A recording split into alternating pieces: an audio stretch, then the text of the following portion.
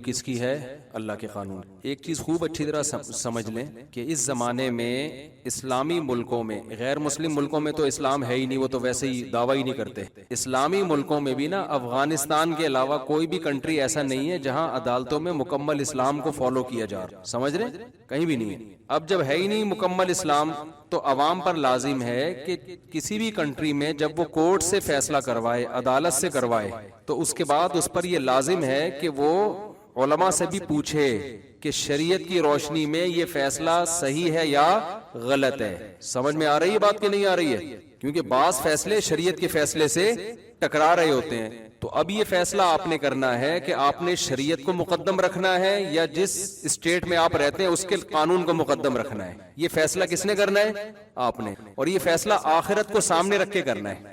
اگر آپ آخرت پر ایمان نہیں رکھتے تو آپ اللہ کے قانون کو کوئی ویلیو نہ دیں، کورٹ کو آپ ویلیو دیں۔ جیسے یتیم بیٹا ہے نا، یتیم پوتا، ایک آدمی کا انتقال ہوا، اس کی اولاد میں ایک پوتا ہے اور ایک بیٹا ہے، تو اسلام کہتا ہے بیٹے کو میراثت ملے گی بیٹے کی موجودگی میں پوتے کو، جو یتیم پوتا ہے یعنی جس کا باپ مر گیا۔ لیکن ہماری کورٹ جو پاکستان کی کورٹ ہے وہ یہ کہتی ہے کہ بیٹے کو بھی ملے گی جو زندہ ہے، اور جس یتیم پوتے کا باپ مر گیا ہے نا، تو اس باپ کی وراثت کس کو جائے گی؟ پوتے کو۔ یعنی جو دادا کی زندگی میں، یعنی بیٹا مر گیا کسی کا نا، بھائی چلو زید ہے، ایک صاحب ہے زید کی زندگی میں اس کا ایک بیٹا مر گیا، ایک بیٹا موجود ہے، تو اسلام یہ کہتا ہے جو بیٹا مر گیا نا زید کی زندگی میں، زید کی وراثت میں اس کا حصہ ختم۔ جب اس کا ختم تو اس کی بیوہ کا یا اس کے بچوں کا بھی ختم، کیونکہ وہی حصہ آگے ٹرانسفر ہوتا نا۔ جب بیٹے کو وراثت نہیں ملے گی تو پوتے کو بھی نہیں ملے گی، جو زندہ بیٹا ہے اس کو ملے گی۔ ہاں سارے ہی بیٹے باپ کی زندگی میں مر گئے تو پھر پوتے بیٹے کے قائم مقام ہو جاتے ہیں، تو اس کو کہتے ہیں یتیم پوتے کی وراثت۔ اسلام میں نہیں ہے لیکن پاکستان کے قانون میں ہے۔ اب آپ نے کورٹ سے کیا کیا کہ ایک یتیم پوتا تھا، اس نے کہا کہ میرے والد صاحب میرے دادا کی زندگی میں فوت ہو گئے تھے، تو میرے چچا کو جیسے وراثت مل رہی ہے مجھے بھی ملے۔ کورٹ اس کے حق میں فیصلہ دے دے گی، جو اس کی وراثت ہوگی نا، جو اس کے ابا کو ملنی تھی وہ ساری کس کو مل جائے گی؟ اس کو۔ اب یہ میں مثال سے بات سمجھا رہا ہوں، لیکن اگر یہ پوتا اللہ پر ایمان رکھتا ہے، آخرت میں اللہ کے سامنے جواب دے، تو اس پر لازم ہوگا کہ وہ کورٹ سے فیصلہ کروانے کے بعد علماء سے رابطہ کرے کہ اسلام کی روشنی میں میرا حصہ بنتا ہے کہ نہیں بنتا۔ پوری دنیا میں کسی بھی مذہبی اسکالر سے جب وہ پوچھے گا نا تو وہ کہیں گے چونکہ آپ کے چچا آپ کے ابا کی دادا کی زندگی میں زندہ تھے، تو چچا آپ کے موجود تھے، لہذا آپ کے دادا کی وراثت آپ کے چچا کو ملے گی، آپ کو نہیں ملے گی۔ تو اس پر لازم ہوگا اس فتوے کی روشنی میں وہ ساری وراثت لوٹا دے کس کی طرف؟ اپنے چچاؤں کی طرف۔ اب ایسے خود غریب و زکوٰۃ کا مستحق کچھ بھی ہے، دیکھیں غریبوں کے الگ اسلام میں حقوق ہے نا، وہ وراثت میں جو حصہ ملتا ہے وہ غریبی امیری کی بیس پہ نہیں ملتا۔ وراثت میں اسلام کا اصول ہے کہ جب قریبی رشتہ موجود ہے تو دور کے رشتے محروم ہوتے ہیں۔ تو جب سگا بیٹا موجود ہے تو اسلام کہتا ہے پوتا دور کا رشتہ ہے، سگوں کے ہوتے ہوئے پوتے کو وراثت نہیں ملے گی۔ آ رہی ہے بات سمجھ میں کہ نہیں آ رہی ہے؟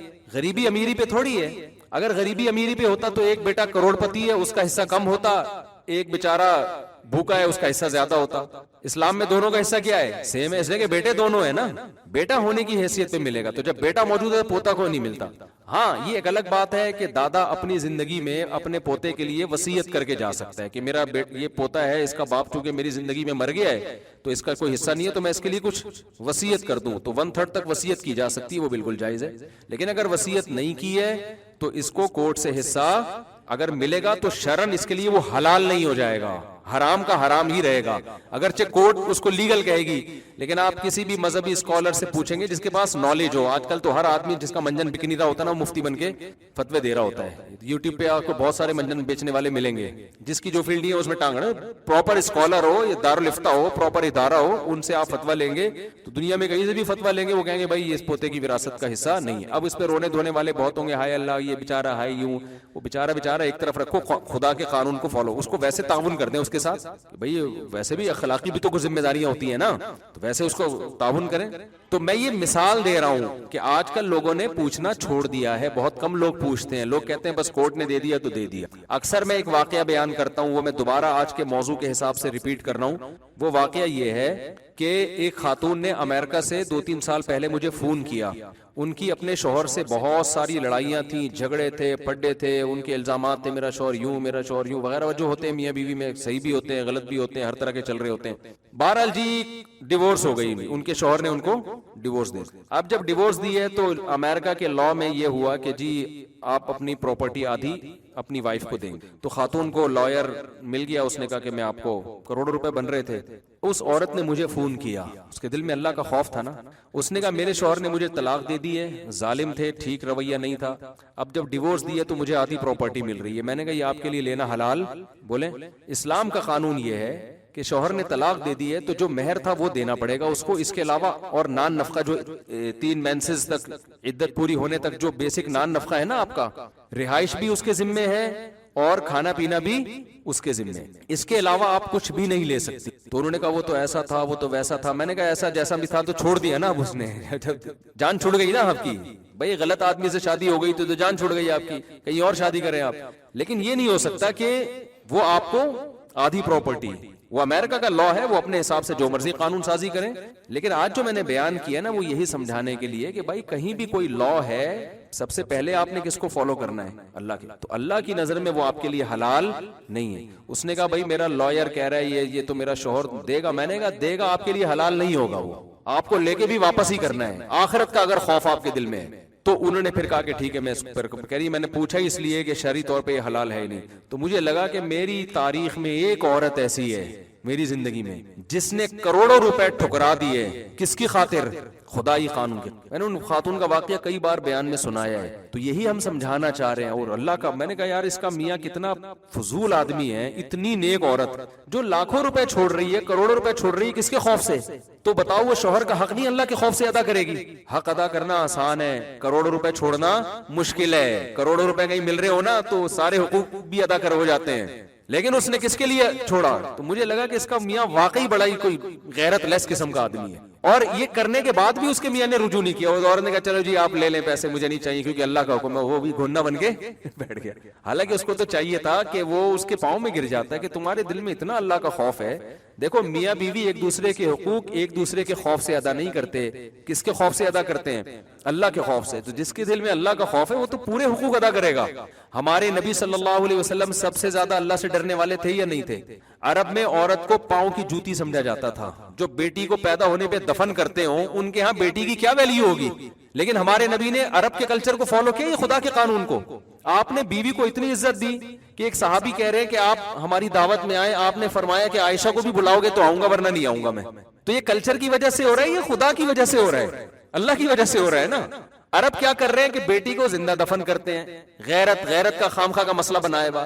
ہمارے نبی اپنی بیٹی کی بیٹی نواسی ان کو آپ نے کندھے پہ بٹھا کے فرض نماز پڑھائی ہے. تو یہ کلچر کو فالو کیا, عرب کے قانون کو فالو کیا, یا خدا کے خوف کی وجہ سے خدا کو فالو کیا ہے؟ تو آپ کو خدا کو جب آپ فالو کرتے ہیں نا آپ زیادہ اچھے طریقے سے حقوق ادا کرتے ہیں. خدا کو فالو نہیں کرتے نا تو وہ جو اس آدمی کی بیوی کو 1 کروڑ روپے مل رہے ہیں وہ خدا کے خوف میں تھوڑی وہ آدمی دے رہا ہے, وہ امریکہ کے ڈنڈے کے خوف میں دے رہا ہے. ورنہ تو 5 روپے نہ دے. وہ طلاق ہی اسی وجہ سے لے رہی تھی کہ نان نفقہ نہیں دے رہا تھا نالائق. یہ بھی بہت بڑی وجوہات. اللہ کے خوف سے نان نفقہ نہیں دے رہا, کورٹ میں کیس کیا تو کروڑوں روپے دے رہا ہے. وہ یہ کیا حقوق ہے بھائی؟ تو جب تک اللہ بیچ میں نہیں ہوگا نا آپ ایک دوسرے کے حقوق ادا نہیں کرو گے. تو یہ میں فلسفہ سمجھانے کے لیے یہ کینیڈا والے بھائی کو بھی امریکہ والے بھائی کو بھی میں نے اسپیشل یہاں بٹھایا کہ آپ 10 منٹ اور بیان سن کے جائیں. آج تک میں نے کسی کو زبردستی بیان نہیں سنا, ان کو زبردستی سنا رہا ہوں میں, کیونکہ وہاں تو بہت سارے غیر شرعی قوانین ہیں.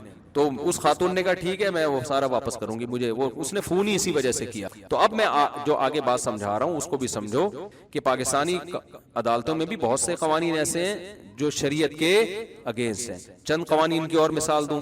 دیکھو آپ جب اپنا گھر بیچتے ہو اسلام نے پڑوسی کو یہ رائٹ دیا ہے کہ وہ شفا کر کے آپ سے گھر خرید سکتا ہے, کیونکہ حدیث میں آتا ہے جار الداری احق بدار الجار, پڑوسی کے گھر کا پڑوسی زیادہ حقدار ہے. عربی میں جو عبارت ہے نا بڑی دلچسپ ہے, اس کا ترجمہ ہی بنتا ہے گھر کا پڑوسی آپ کے گھر کا پڑوسی پڑوسی کے گھر کا زیادہ حقدار ہے. آپ کی زمین ہے یا آپ کا گھر ہے, آپ اگر بیچ رہے ہیں تو آپ پڑوسی کی پرمیشن کے بغیر تھرڈ پارٹی کو نہیں بیچ سکتے, وہ زیادہ حقدار ہے. اگر آپ نے وہ گھر زید کو بیچ دیا 1 کروڑ روپے میں, پڑوسی کہتے ہیں 1 کروڑ میں دینے کے لیے تیار ہوں, تو اسلام آپ کو پابند کرتا ہے کہ تھرڈ پرسن کے بجائے آپ نے پڑوسی کو 1 کروڑ میں بیچنا ہے. ہاں پڑوسی 1 کروڑ دے رہا ہے, سامنے والا 1.5 دے رہا ہے, یہ زیادہ دے رہا ہے, پھر سامنے والا حقدار ہے. لیکن وہی ریٹ آپ کا پڑوسی اگر دے رہا ہے جو دوسرا دے رہا ہے, تو پاکستانی قانون تو نہیں, پاکستانی قانون تو کہے گا بھئی یا دنیا کا قانون آپ کی پراپرٹی جس کو چاہے بیچیں, لیکن اسلام آپ کو پابند بناتا ہے کہ آپ پڑوسی کی پرمیشن کے بغیر اپنی زمین, چاہے وہ کھیتی باڑی کی زمین ہو چاہے وہ رہائشی گھر ہو, آپ کسی اور کو وہ گھر بولو نہیں بیچ سکتے. اس صورت میں بیچ سکتے ہیں کہ سامنے والا پیسے زیادہ دے رہا ہے, لیکن اگر وہی ریٹ سامنے پڑوسی کے ہے تو پھر آپ کو پڑوسی کو بیچنا پڑے گا. اس کو یہ رائٹ شریعت نے دیا. جب اسلامی عدالتیں تھیں نا تو اس وقت یہ ہوتا تھا, جب خلافت عثمانیہ تھی, پڑوسی کیس کر دیتا تھا جا کے کہ بھائی میں بھی 1.5 کروڑ دے رہا ہوں, یہ مجھے کیوں نہیں دیا اس نے, تو وہ پھر آپ کو دینا پڑے گا. سمجھ میں آ رہی ہے بات؟ دیکھو اسلام نے بڑا زبردست قانون بنا نا, وراثت سے زمینیں ڈیوائیڈ ہوتی ہیں, چھوٹی ہو جاتی ہیں, کسی کے کام کی نہیں رہتی. اب یا تو وراثت کے حکام کو اسلام چینج کر دیتا ہے, تو اس نے شفا کے حکام دے دیے کہ وراثت سے ڈیوائیڈ ہوگی لیکن شفا کے حق سے وہ قریب ہو جائے گی, یعنی بڑی ہو جائے گی زمین. ایک آدمی کے بعد بڑی زمین ہوتی ہے تو بہت کچھ کر سکتا ہے نا وہ اس میں. اب اس میں حکمتیں کیا, میں تو حکمتوں میں نہیں پڑھنا, میں تو اسلامی لا کو دیکھنا ہے. اسی طرح خوب سمجھ لو کہ اگر آپ ایک گلی میں رہتے ہیں اور گلی آگے سے بند ہے, تو پھر اس گلی میں اگر کسی کا گھر بکتا ہے نا, تو ہر پوری گلی میں سے ہر ایک کو اختیار ہے کہ وہ شفا کر کے وہ گھر آپ سے خرید سکے, بشرطے کہ گلی ایک طرف سے بند ہو, کیونکہ ان سب کا راستہ اب جو بھی آئے گا نا تو اسی ایریا میں آئے گا وہ. تو اس کے تفصیلی حکام میں جاؤں گا تو بیان بہت لمبا ہو جائے گا. تو میرا بتانے کا مقصد یہ ہے کہ ہمارے ہاں ہر چیز میں ہم فالو کس کو کر رہے ہیں, کورٹ کو. بعض دفعہ کورٹ کا قانون اسلام سے ٹکرا رہا ہوتا ہے. آپ نے گھر اگر بیچا تو خوب سمجھ لو کہ اسلام یہ کہتا ہے کہ آپ نے مثال کے طور پر زید سے ایگریمنٹ کیا کہ میں تمہیں 1 کروڑ کا گھر بیچتا ہوں, آپ نے بیچ دیا. آپ کے پڑوسی کو جیسے ہی پتا چلے گا وہ فوراً اگر گواہ بنا کے لوگوں کو کہتے کہ میں نے شفا کیا ہے, تو آپ مجبور ہو جائیں گے آپ وہ گھر اس پڑوسی کو دینے پر. یہ لازمی ہے آپ کے. لیکن آج کل لوگ اس کا خیال نہیں کر رہے ہوتے, اس سے چھپا رہے ہوتے ہیں. کتنی باتیں ہو گئی, دو باتیں میں نے, 2 قانون بتایا نا کہ یتیم پوتے کی وراثت والا. عدالتی خلا پہ تو میں 20 دفعہ بول چکا ہوں کہ وہ عدالتی خلا کی بھی یہ جو آج کل جس طرح سے کورٹ خلا دے رہی کوئی حیثیت نہیں. اسی طرح خوب سمجھ لیں, غیر مسلم ریاست میں کورٹ اگر مسلمانوں کی طلاق کا, ڈیورس کا فیصلہ کرتی ہے تو شریعت نے غیر مسلم جج کا مسلمان پر آئلی قوانین کے جو فیصلے ہوتے ہیں نا ان کو شریعت نے کل عدم قرار دیا. ان کے قانون کے لحاظ سے ٹھیک ہے, لیکن آپ وہ پراپر وہاں آپ کو کسی مفتی سے بھی رابطہ کرنا پڑے گا. تو ایک بات. دوسری بات جو میں پہلے لے کے چلا تھا کہ اس وقت دنیا میں افغانستان کے علاوہ میری معلومات کے مطابق کوئی کنٹری ایسا نہیں ہے جہاں 100% اسلام. تو جس ملک میں بھی آپ رہتے ہیں, جب بھی کورٹ فیصلہ کرے گی نا آپ نے علماء سے پوچھنا ہے. ایک بات. دوسرا, علماء سے چھپڑ میں پوچھنا ہے آپ نے. نہیں یہی بات سب. وجہ اس کی یہ کہ بعض دفعہ مذہبی اسکالر حکومت کے خوف سے, قانون کے ڈر سے تھوڑا سا گول مول کر کے بات بتا رہے ہوتے ہیں. وہ بھی پابند ہوتے ہیں, ان کو پتا ہے کہ اگر ہم نے بتایا تو ہم اندر ہو جائیں گے. دارالعلوم کرنگی میں کوئی کسی نے فتویٰ لیا کہ یہ عدالتی خلا صحیح ہے کہ نہیں, وہاں مفتی صاحب نے, کوئی بہت پرانی بات ہے, انہوں نے فتویٰ دے دیا یہ خلا کالعدم ہے. توہین عدالت کا کوئی کیس ویس وہ اندر کر دیا ان مولانا صاحب کو. اب تو خیر اتنے مفتی کالعدم قرار دے رہے ہیں کہ وہ کس کو اندر کریں گے. وہ ٹھیک ہے, سب سے پہلے تو مجھے اندر کریں گے, میرے اتنے بیانات ہیں عدالتی خلا کے خلاف. اور میں نے تو کہا تھا اندر کر دو یار, ایک دفعہ جب جیل میں جائیں گے پبلک میں مشہور ہوگا مفتی صاحب کیوں گئے, تو پتا چلے گا یار یہ عدالتی خلا کالعدم ہے, تو بات تو پھیلے گی نا. پاکستان میں جب زرداری جیل سے باہر آ سکتے ہیں تو یار ہم نے کون سا جرم کر لیا بھائی. ایک خلا پہ ہم نے اعتراض اٹھایا تو ہم کیوں نہیں باہر آئیں گے.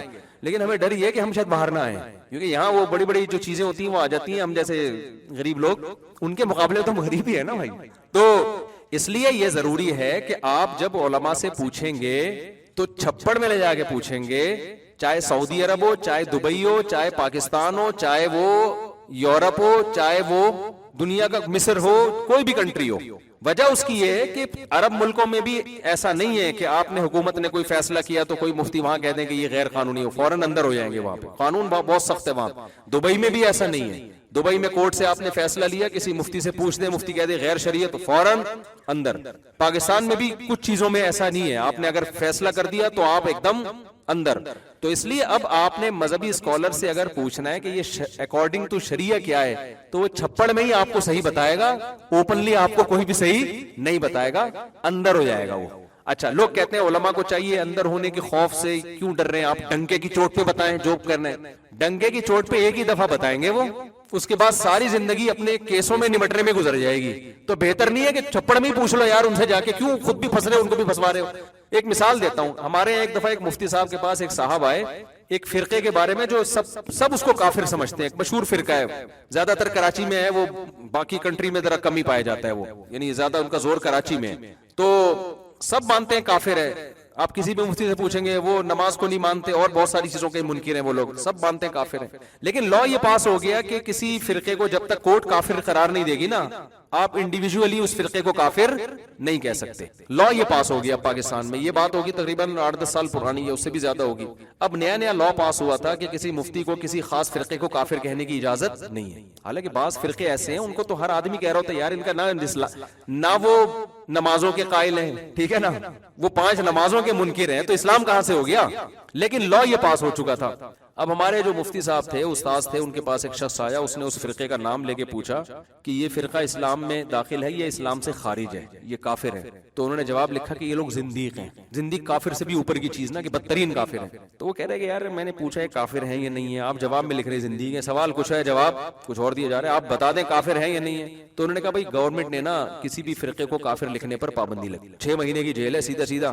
میں لکھ دوں گا، کوئی کیس کر دے میرے خلاف، صرف قادیانیوں کو کافر آپ لکھ سکتے ہو پاکستان میں، کسی اور کو نہیں لکھ سکتے. اچھا یہاں بہت سارے براڈ مائنڈڈ لوگ بھی ہوتے ہیں جو کہتے ہیں اچھا ہے نا گورنمنٹ کا کام ہے کافر قرار دینا، مفتی تو نہیں کہہ سکتا کسی کو، تو کیوں بھائی ہم واقعی. اور بھائی کچھ لوگ جب اسلام کی ایک ہر چیز کا انکار کر دیا اور گورنمنٹ اس کو کافر نہیں قرار دے رہی، تو مفتی کی ذمہ داری ہے نا لوگوں کو بتائے کہ اسلام میں داخل ہے یا نہیں ہے. کوئی نماز کا انکار کر دے، کوئی ختم نبوت کا انکار کر دے، کوئی اس طرح کی اسلام کی بیسک چیزوں کا انکار کر دے، اور ہم انتظار کرتے ہیں کہ گورنمنٹ جب کافر قرار دے گی، تو گورنمنٹ تو پتہ نہیں 100 سال میں بھی قرار نہ دے. تو مفتی کا کام ہے نا دیانتاً وہ بتائے کہ بھائی اس کا اسلام سے تعلق نہیں ہے. تو اب ان مفتی صاحب کا بھی ذمہ داری تھی وہ بتا دے. وہ زبان سے کہہ رہے تھے، لکھ کے نہیں دے رہے تھے. انہوں نے کہا بھائی لکھ کے دیں. انہوں نے کہا زندیق لکھ دیا. پھر وہ بار بار کہ حضرت میں نے آپ سے پوچھا ہے کہ کافر ہے یا نہیں، آپ لکھ رہے ہیں کہ زندیق ہے، سوال کچھ. تو انہوں نے وہ مفتی صاحب کہتے بھائی گورنمنٹ نے کسی بھی فرقے کو کافر لکھنے پر 6 مہینے کی سزا لکھی ہے. تو وہ کہہ رہے میں تو پوچھ تو پھر وہ تو ٹھیک ہے گورنمنٹ سزا دے رہی ہے، لیکن میرا سوال تو یہی ہے نا کہ کافر ہے یا نہیں. جب اس نے زیادہ اصرار کیا تو ہمارے مفتی صاحب نے کہا کہ گورنمنٹ نے پوچھنے پر پابندی نہیں لگی، جواب دینے پہ پابندی. تو آپ تو پوچھتے رہو گے نا، آپ پہ تھوڑی پابندی ہے. اگر پوچھنے پر بھی پابندی ہوتی نا تو پھر آپ بھی نہیں پوچھتے. اور بالکل صحیح جواب دیا کہ یار میں لکھ دوں گا کافر ہے. اور ظاہر ہے یقیناً وہ فرقہ کافر ہی تھا جو نماز ہی کو نہیں مانتا، وہ نماز کے منکر ہیں، وہ کہتے ہیں نماز بھی نہیں پڑھو بس ویسے ہی جنت مل جائے گی. تو وہ تو 100% کافر ہے نا، اس میں گورنمنٹ سے تھوڑی پوچھیں گے ہم. تو علماء باؤنڈری جو ہے اسلام کی وہ تو علماء بتائیں گے نا کہ اسلام کہاں سے شروع ہو رہا ہے کہاں ختم ہو رہا ہے. لیکن یہ کہ انہوں نے عقل مندی کا کام کیا. وجہ اس کی ہے کہ بھائی ہم لکھ دیں گے، ایک دفعہ کافر لکھ دیا تو پرچی لے کے چلا جائے گا، کوئی بھی کیس کر دے گا، اسٹیمپ بھی لگی ہوگی، ہم 6 مہینے اندر، 6 مہینے بعد ہم واپس آئیں گے، پھر ہم سے کوئی پوچھے گا کافر ہے یا نہیں، پھر ہم لکھ دیا کافر، پھر 6 مہینے اندر. تو دنیا میں اس کے علاوہ اور کوئی کام ہی نہیں ہوتا، تو پھر یہی کھیلتے رہتے 6 مہینے. لیکن اور دنیا میں جس نے کوئی کام کرنے ہیں تو وہ مصلحت سے کام لے گا کہ نہیں لے گا. تو یہ جو زیادہ ہوتا ہے نا حق پرست اور فنڈ، وہ کوئی ڈرتا برتا نہیں ہے، سب یہ ڈائلاگ ہوتے ہیں، بولنے کی باتیں ہوتی ہیں. عقل مند آدمی جس نے کچھ کام کرنا ہے ہمیشہ وہ ماحول کے حساب سے چلتا ہے. وہ تو بعض دفعہ علماء مجبور ہوتے ہیں، وہ نہیں بات کر سکتے ممبر پہ کھل کے، ان کو پتا ہے کہ کی تو ہمارے اوپر کیس ہو جائے گا. تو ایسی صورت میں آپ نے کیا کرنا ہے، اللہ کا خوف اگر آپ میں دل میں ہوگا تو آپ ان مولانا صاحب کو چھاؤں میں لے کے جائیں. حضرت یہ مسئلہ ہے، کورٹ نے یہ فیصلہ دیا ہے یا یہ کورٹ کا قانون ہے، آپ اکارڈنگ ٹو شریعہ بتائیں. تو وہ اس وقت سچی بچی کی بات کریں گے آپ کہ یہ شریعت کی روح سے ٹھیک ہے یا غلط ہے. ہاں ممبر پہ غلط بیانی سے کام لینا جائز نہیں ہے کہ ممبر پہ حکومت کے ڈر سے غلط مسئلہ بتا دیں، یہ حرام ہے.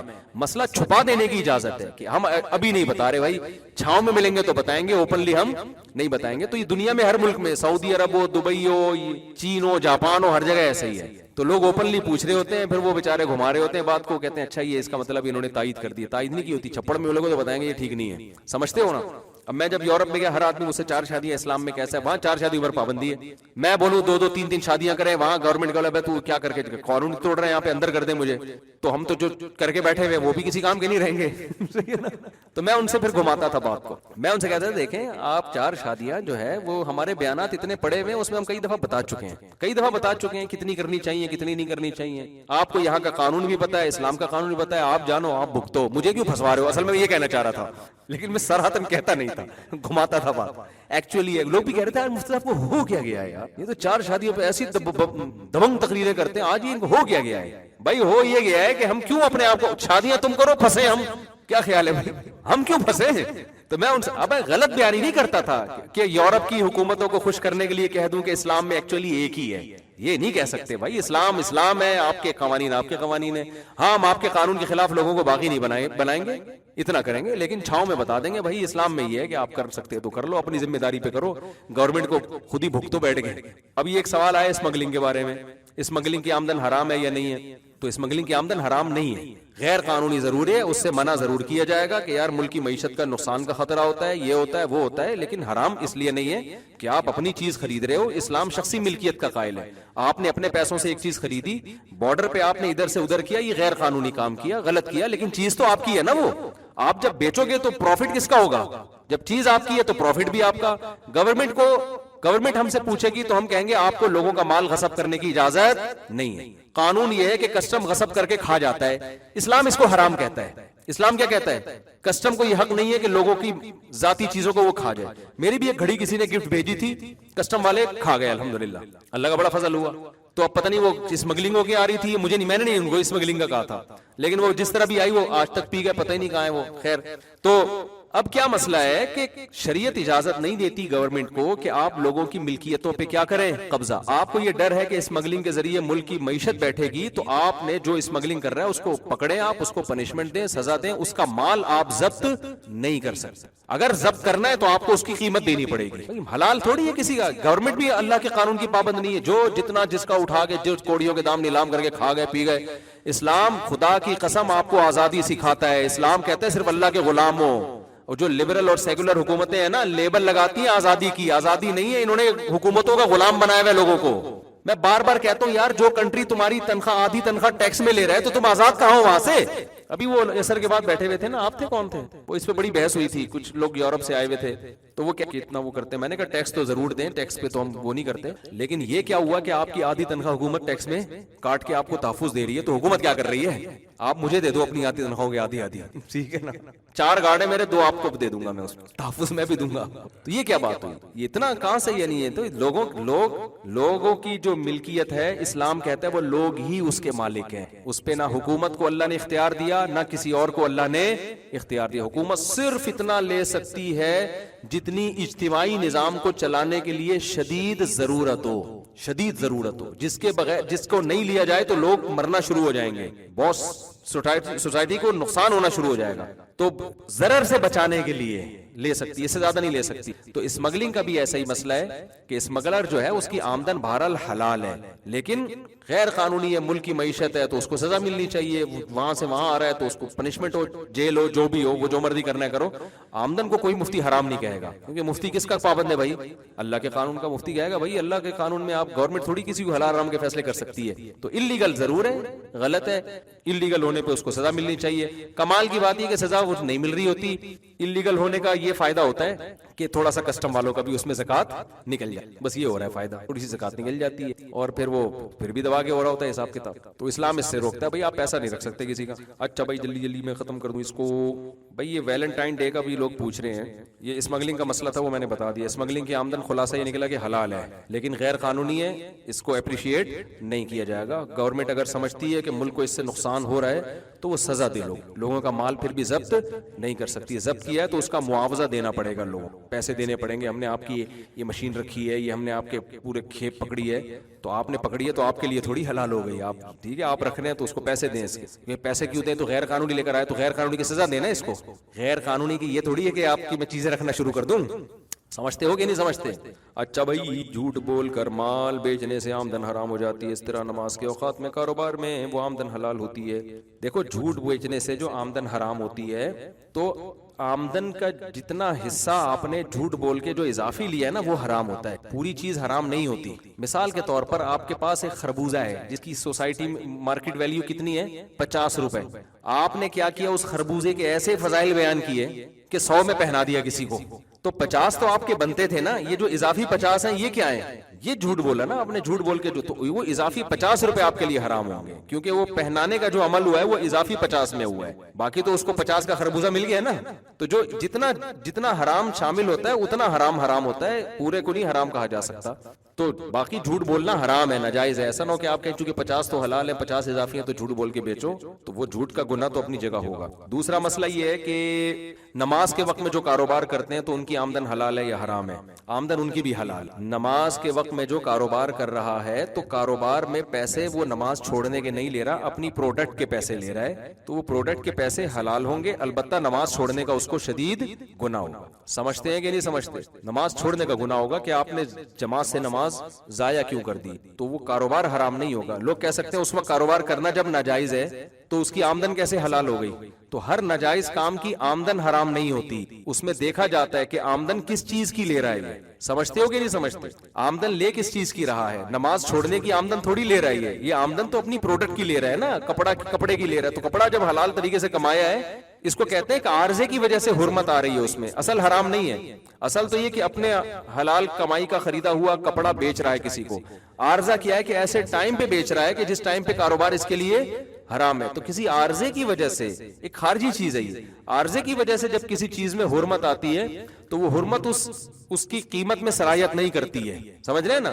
اس کی مثال ایسے جیسے آپ کے ابا نے آپ کو ڈانٹا کہ بھائی تو یہاں کیوں بیٹھا ہوا ہے, تو مجھے پانی پلا. آپ پھر بھی ایک چیز بیچنے میں لگے ہوئے ہو, تو یہاں تو آپ پر لازم تھا کہ آپ اپنے ابا کی اطاعت کرتے, لیکن آپ نے نہیں کی, آپ نے کاروبار میں لگے ہوئے ہو, تو گناہ کر رہے ہو نا آپ. لیکن وہ کاروبار تھوڑی حرام ہو جائے گا, کیونکہ کاروبار ایک جائز چیز کا ہے اور جائز پروڈکٹ آپ لوگوں کو بیچ رہے ہو. ہاں یہ کہا جائے گا کہ آپ نے ابا کی نافرمانی کیوں کی, ابا کا دل کیوں دکھایا, تو یہ ایک الگ چیز ہے. تو ایسے ہی نماز چھوڑنا ایک بالکل ایک الگ چیز ہے, اس کا گناہ ملے گا, لیکن کاروبار حرام نہیں ہوتا اس